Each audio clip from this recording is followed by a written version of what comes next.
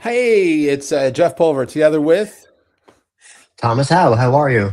I'm doing well, and this is This Week in vCons. This is episode 2A or 2.1. 2A, 2.1. Yeah, we Yeah, have the lost episode.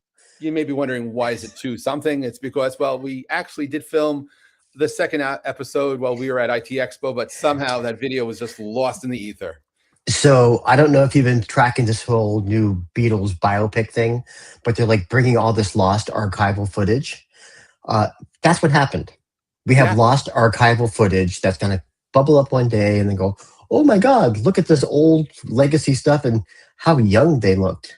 like wow, way back when. Wow. Way So back when, like last week. how was your week in vCons? My week in Vcons was so heads down, very very happily heads down. So we're doing one of our biggest installations now, and so we're doing all the testing and monitoring that, and that's fun. And then I have IETF in a few weeks, and I'm redoing all my drafts, and I think I've got two new drafts I'm going to be putting in for IETF just to celebrate the whole VCon thing. And I can tell you one of the drafts I hope to put in which is a vconification, A vConification. I a like that. vconification of all the IETF meetings. I love that. So yeah, so basically we took all the last 20 years of IETF meetings, all the recordings, all the chats, all the documents, and we put them into vcons so that you can then put it into an MCP server. And when you are busy, doing your IETF work or asking questions about vcons, or architectural principles. A lot of what we do at the IETF is because of our experience. So it's a way for the other authors to leverage all the 20 years of other authors' work. So That's very cool. And by the way, we're having a hackathon on March 23rd in Dallas, ahead of mm, the conference kicking off. You're flying in, I know, from Shenzhen, going to Boston, and joining us in Dallas. And Dan Petrie offered to help with the hackathon, and so oh, thank you, Dan. it'd be nice to have your bucket of vCons available for the hackathon. Absolutely, a great little test set. I think that's a really good idea. And And thank you, Dan. Thank you, Dan, for stepping up there. yeah, shout outs to Dan Petrie. Yeah, Thank you thank so you, buddy. much.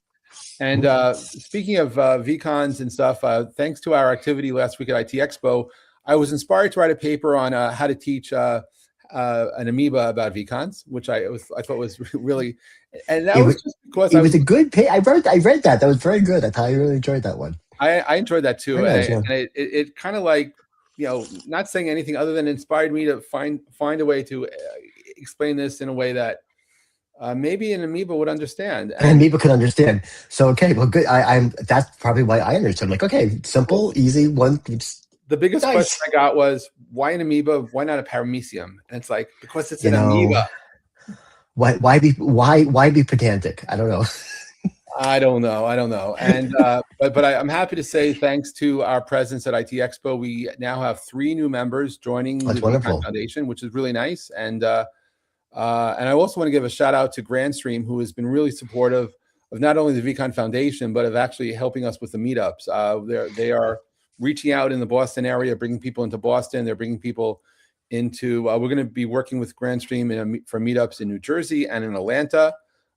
We do have right after the conference in Dallas. The last day on March 26th is going to be a Dallas vCon Foundation meetup, and anyone in the Dallas area, certainly, it's an open meetup. You're welcome to join there, and it's possible I may be throwing in an Atlanta vCon meetup right before Dallas, because I might be here before the conference. So we'll see that. And by the way, Okay. the other thing I just want to give a shout out to everyone who knows us from the voice world. When people saw us promoting Spring 26 vCon online, a good friend of mine whispered in my ear, said, Jeff, the Von conferences, they're all about voice. And I said, yeah. And I said, and I told him, voice is cool again. Everyone's doing AI with high quality voice. He said, yeah, but your name of the conference says vCon. I said, yes. And then I said, it took me a day. And then I realized, for marketing purposes, our event will be Spring 26 voice and conversations on the net. Oh, there we go. Now, it's a Nice, wink, of nice little course, to the ongoing. sidestep. Thank you. It's a wink, of course, to the ongoing work at the IETF on the vCon. But for folks that are not at the sessions, voice and conversations on the net is sort of a Yeah, well, can I just say, so as you may or may not know, I came in from this whole industry from video. So I Right. was a picture tilt guy, and that's kind of how we did 323, and that became voice over IP. Right? And so I respect voice. I think voice is cool again. And can I just say that I think vCons give voice a life they've never had. They do Right? give they not, and by the way, it's also the funny part was Vaughn was voice on the net and video on the net, and there was a time when we were doing the video on the net conferences concurrently with the voice on the net conferences. So do you remember? So like that during then they had all these startups, and apparently all the investors knew they had to do voice, video, and data. yeah, And so they took the first two letters, like, and but they all took different letters. We had Divavo, Vidiva, yeah. we had Vovita, like all 8 combinations. I think it's like 3. And to your point though, I do think that vCons do give voice a life it never had. In fact, vCons offer conversations a chance to be both legacy, to be Yeah, remembered. like Uh, like like IETF yeah, vCons, the legacy of our previous work to be remembered by the robots. Make sure they get the full context of all those IETFers. and Big also right. gives a chance for knowledge to be passed down from generation to generation, both Hmm. personal and of course corporate. And sort of in the future, I imagine sort of like a wisdom of the elders, we're able to Right. capture conversations from people maybe who'd be retiring or leaving a position and share that data. So maybe not committing to it, but maybe the next thing I'm going to VCon are all the presidential speeches over time. Just Oh, to see, just imagine the sweep of concern and rhetoric, and like I like Teddy Roosevelt. I think he was a pretty manly guy, kind of tough, rough, and I think we need to have his voice again because he was no snowflake. He well, there you go. spoke up hard for the common man. He Good for certainly you, Teddy did. Roosevelt. Yes, good for you, Teddy I, Roosevelt. Interesting. Well, I look. I think we take that across the board and have, we should vCon all C-SPAN. We should take, and Have you seen the crazy people on C-SPAN? I know That would be the best thing.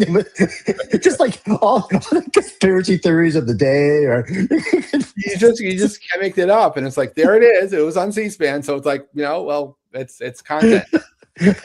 that's a great idea. That's a great idea. So now I want to invite our very very first special guest to this Mm. week in vCons. Now, just for the record, she was a guest with us before, but that before hasn't happened yet, apparently, according But to the the lost internet. archival footage, when she becomes president of the United States, you're gonna like say the time the president was on This Week in Beacons. And welcoming to the stage. Hey, Audrey, how are you? Hi guys, I'm good. How are you? We're just having Again, fun here, as you can tell. So, could you please properly introduce yourself? Yes, thank you for having me again, and thanks for that great introduction. Thank you. I'm Audrey. I am working with MindMaking to build human-in-the-loop solutions utilizing vCon technology. And I spent several years in coaching. I actually have a short political background as well, so this conversation kind of led in perfectly. But yeah, we're building with the human in mind and maintaining that human expertise and utilizing vCons to do so in the world of AI now. So we invited you, last week, but apparently again, not to be seen one day, because you were at the our meetup, and I just found it really curious that you were one of the shall we say younger folks in the room, and I first wanted to get your take on on the meetup experience, and also wondering about what inspired you to get into the vCon world. Yeah. So I was great to see. I think we're continuing to see momentum build. I was at the December event as well, and I think over time it's just going to continue to grow. It sounds like, as you said, we've got new members adding pretty much every day. So I think we're going to continue to see that progress. Meetup to meetup, which is awesome. And the conversations, people are really starting to get it. And I think with your Amoeba presentation, I think that will also help too. But yeah, it's really awesome to see the speed that it's building at and how quickly people are starting to really understand the concept and the impact that vCons can have. And with that being said, my interest in vCons came from, obviously the introduction through Thomas and being able to understand it was fantastic. But I had, before meeting Thomas, really large concerns, and I think they're generational concerns for me about AI and how we interact with it. Of course, we've talked about deep fakes previously, and the risk that runs. And especially as a woman too, like where you have lots of concerns for our internet safety and our safety with our identity and things like that, Yeah. and being able to verify Yeah. videos and biometric data and things like that is of the utmost importance, I think, as we continue to see AI be adopted by good actors and bad actors. And Yeah. and my making the name. What's the origins of it? Yes. So the origin of my making actually came from my mom, who was an Orton Gillingham tutor, and she was working with a technology that would allow you to virtually tutor students in Orton Gillingham, so dyslexic students. And she was working on a couple different ways to do so. But with that, we felt that the spirit of the human connection through the virtual tutoring and the thought that goes into Orton Gillingham tutoring could be combined with the care and thought process behind vCons and then that AI implementation. So sort of like the robot to human connection, and how can we make sure that we're doing that the right way? Yeah, it's really cool. Audrey, so tell me more about the human in the loop, because I actually have some passion for that myself, and I'm not sure that people have understood what that means or why we have to have it, and what an interesting thing you're doing. Yeah. So it comes from the perspective of both regulation, but also for myself, like a personal interest. I think so with it, it's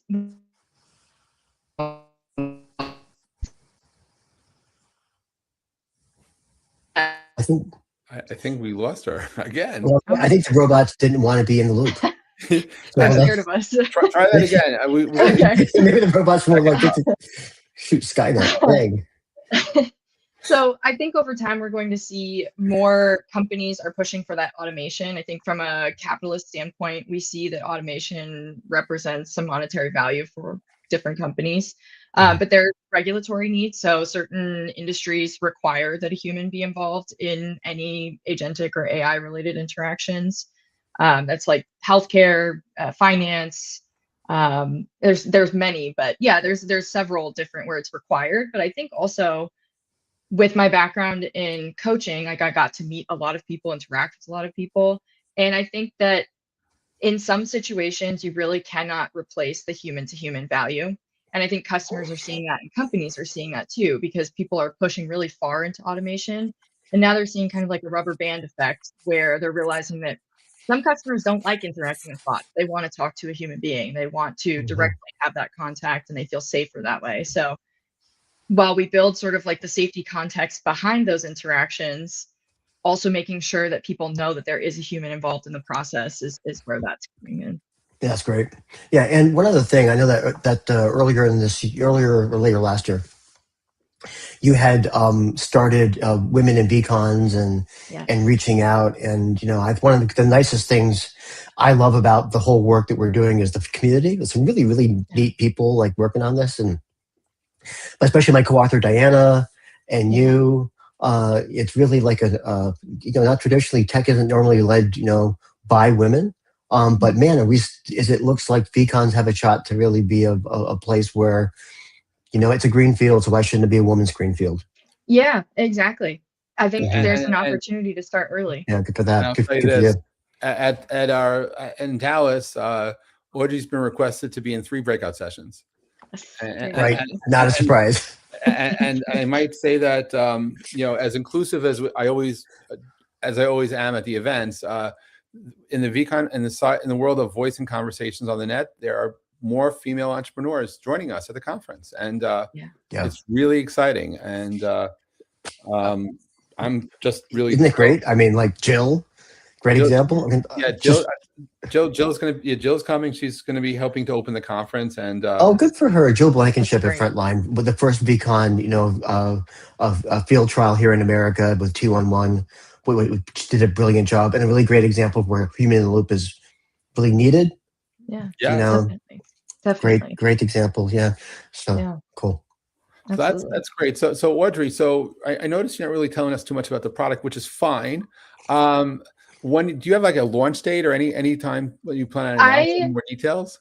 Yes. So I expect that we'll be announcing more details actually at the Dallas event. So we'll be definitely ready by then. We're sort of finalizing a few things and getting our testing process going here just to really do like the final verifications on everything, make sure we're ready to go and have the as close to perfect product as we can get it before we do our full public launch. And if people want to just, I don't know, stalk your website, what website could people be looking at to get updates? We're at mindmaking.com. So it's nice and simple, just all one word, mind making, very simple. Yeah. The winners of the basically a lot of the winners of the last Tad Hack that Alan Quell put on for the last vCon Tad Hack. So, Yes. Very, very talented crew over there, very energetic and doing great work. Yeah, I feel really honored to get to work with them every day. They teach me something new every time I talk to them, and they're wonderful people and incredibly talented in their specialty too. So it's really also great. Majority female. Yes, yeah. Yep. There you go. Just happens to be so. They're great. They're brilliant programmers too. I mean, they're really good. It's all like it's amazing. Yeah, definitely. Well, that's amazing, and thank you for being such a wonderful ambassador on behalf of the world of vCons. Thank you guys. Really, I mean, it came from being able to learn from you guys, and you guys being so welcoming and willing to teach and share. So. And I was telling before we started, Thomas, I suggested to Audrey that in the future, our future meetups, which have really been a lot of tell and not show, we're going to do show and tell. We're going to not only talk about the virtues of vCons, but also maybe demonstrate things. Yeah, it's that we can use it. Time for that now. I mean, there's so many great applications to look at and different ways of using this. I mean, and there's a couple of new vCon actors on the field. I know that vConify looks like it's making some real good progress. So good job to you guys out in vConify. Maybe we'll have them on one day. That would be nice. Yeah, and one other we have an incoming request from Consig to come on the show too. Oh yeah, great. We have to that'd give be a wonderful. Shout out to Try because he'll be he was in the, if he could be in the queue to join us right now, he would be there. Oh, how much respect do I have for Shy? I mean, what a great background he has, and the fact that he's voted with his feet. Yeah. We just announced at vConic our advisory board, and Dan Miller from the founder of Opus Research, Joe Hildebrand, the VP of Worldwide Engineering for Mozilla, Jeremy Miller, the inventor of XMPP and on the Blue Sky board, and Mitch Lieberman, my old dear friend. Just the quality of people who are just voting with their feet and then saying, "Listen, we're in the vCon game," is just amazing. It really says something about stuff. And that world's just growing every day. Look, Audrey, thank you for joining us. You can hang out if you'd like. Thank you guys. Thanks for having me. Thank you so much. All right. Hey, so that was our first ever guest, I guess, because the other episode just didn't happen. So it's all good. And what a lovely guest. Just doing great work. And again, representing what's happening next. And I know that we kind of feel like vCons are the new SIP. This is the next generation of technology. I'm going to make a big prediction here, which is big and bold. And frankly, people can call them BS on it. But if telecom today is valued somewhere between 2 and 3 trillion, and it's mostly VoIP and VoIP derivatives that are driving that industry today, because end-to-end IP, whether it's on 6G, 5G, on broadband, it's all going to be WebRTC and SIP. It's all there, and so it's all internet-based protocols happening, making it happen. The internet really was not in production 40 plus years ago when PCs happened and spreadsheets. Not like now, right? Yeah. But I do believe that there was a transformational change in the way businesses happened when spreadsheets came aboard and just changed everything. And I believe that over the next 10 years, the impact of vCons on business could actually be as big, if not bigger. And when you look at valuation, I think it's like $1 trillion of value will be generated. Now, will it go to telecom industry? I don't know. I mean, I don't necessarily believe the AI plus communication industry is what it used to be. It's something else, but it's so transformational. Oh yeah. Well, yeah. And sort of like I relate it a little bit to being like transistors, right? It's not like we had. So what transistors did was make electronics miniaturizable and mass producible and ruggedizable. Right. Those are all words. But it was everywhere. It was freaking everywhere. And I think about vCons as it's in the enterprise, it's in the BPOs, it's in the carriers, it's in AI, and it's really a fundamental piece of tech thing that goes everywhere. So I would imagine it would be it hit a lot of places. So I don't think you're wrong. I won't call bull. But you know what? Other people might, and that's also cool because as we were both there when the web hit, we were Yes. both there when that thing hit. And I'll tell you, we weren't right about everything, right? No. Coffins.com was not a good idea. You know, by the way, petfood.com and other, you know, some things were just ahead of the time, but the .com bust didn't happen because of bad ideas. Sometimes it just happened because of bad not being misunderstood. But at the end of the day, the internet changed the world, and the vCons, I believe, will be changing business and can have a positive impact, not only on our business life, but also for emergency services. Agree with you. And so many other ways where the conversation is angling. Hey, information wants to be free, and vCons allow it to travel, to break the data silos, but still keep people safe. And that's there you go. So that's the game. Thomas, thanks for joining us for My pleasure. The second plus episode of This Week in vCons. Special shout out to Audrey and yeah, thanks, Audrey. And really, if you'd like to be a future guest on This Week in vCons, reach out to Thomas or myself. Happy to have you. Just a shout out to the folks of you in the Northeast. If you want to come to our next meetup, it's going to be March 6th in Boston. And there's making scones. I'll make scones. Bringing scones. We're going to call you on that. Really good for that. And and then we're going to be in Dallas the last week of March. This is 2026. And you know, every day I'm out there, I'm meeting new companies who are really embracing vCons and thinking this is the next big thing. Because, well, I like to think it is. I think it is. It's here now. So yeah, for sure. Thanks for joining us today, and we'll catch you next week. Same bat time, same bat channel. Thank you.